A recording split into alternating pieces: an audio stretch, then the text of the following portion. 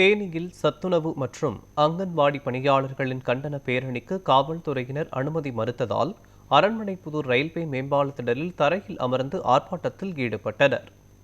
திமுகவின் கடந்த தேர்தல் வாக்குறுதியின்படி காலமுறை ஊதிய உயர்வு, காலி பணியிடங்கள் நிரப்புதல், ஓய்வூதியம் வழங்குதல் உள்ளிட்ட கோரிக்கைகளை வலியுறுத்தி தேனியில் சத்துணவு மற்றும் அங்கன்வாடி பணியாளர்கள் கடந்த 3ஆம் தேதி முதல் தொடர் போராட்டத்தில் ஈடுபட்டு வருகின்றனர். இந்நிலையில் அரண்மனைப்புதூரில் இருந்து தேனி மாவட்ட ஆட்சியர் அலுவலகம் வரை 2 கிலோமீட்டர் தொலைவிற்கு கண்டன பேரணி நடத்த திட்டமிட்டிருந்தனர். இதற்கு காவல்துறையினர் அனுமதி மறுத்ததால் அரண்மனைப்புதூர் ரயில்வே மேம்பால திடலில் தரையில் அமர்ந்து கோரிக்கைகளை வலியுறுத்தி கண்டன ஆர்ப்பாட்டத்தில் ஈடுபட்டனர். கோரிக்கைகள் நிறைவேற்றும் வரை போராட்டம் தொடரும் என எச்சரித்தனர்.